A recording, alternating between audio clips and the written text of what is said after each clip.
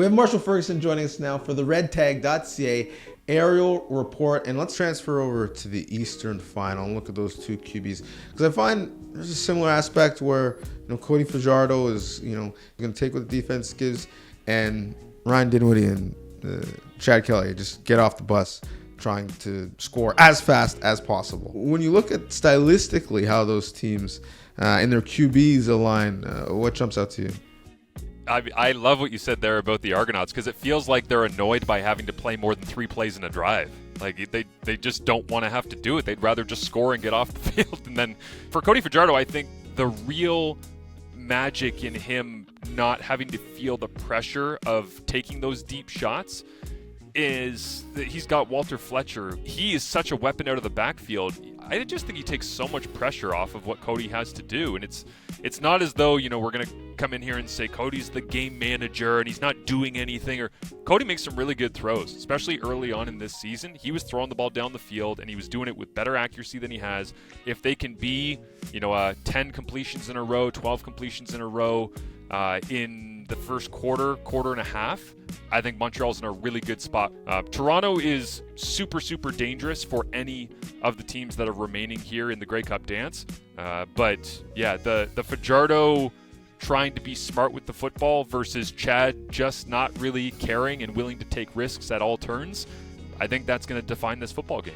So those are the X's and O's inside this game. Give us the numbers inside this game. Yeah, the completion percentage leading the league. Cody Fajardo 73.6% on the year. Chad Kelly's at 67.8% in terms of that completion percentage. The percentage of attempts that are 20 yards or more down the field, 8% more likely to throw it down the football field. 20 yards or more is Chad Kelly. It's 22% to the 14% of Cody Fajardo.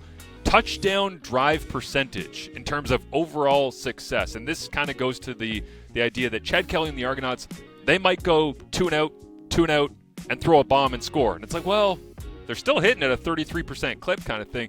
On the year, in terms of drives that Chad has led, 16.8% is the touchdown drive percentage. Fajardo, 18.4%.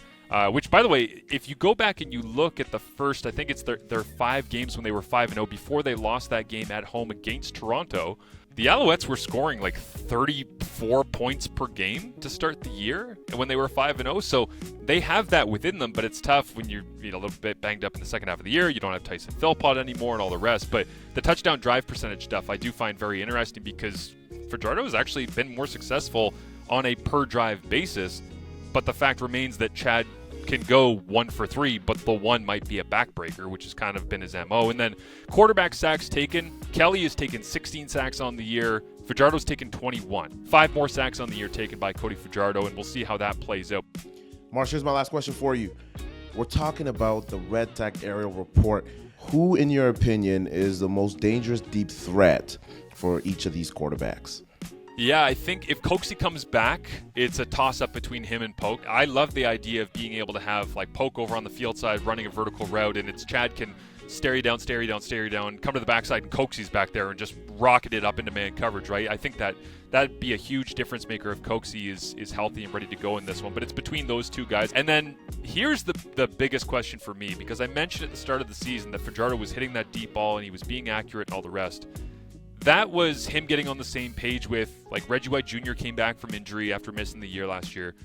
And you had Charleston Rambo getting him up to speed, feeling it out. You had Tyson Philpott having these massive games at the start of the season. Well, Tyson's gone. Reggie's been out for a little while. And you've got Rambo, where it's like you'd love to get a big game out of him. But, man, Austin Mack. Like, if Austin Mack can make some explosive plays in this game, I think Montreal has a much better chance to win. And at this point, it's crazy because he has 10 catches. Like, he has 10 catches since he's been back in the league this year. That has to change for Montreal. If they can crack him open down the field and find a way to get not even, 4, 5, 6 explosive, get 2.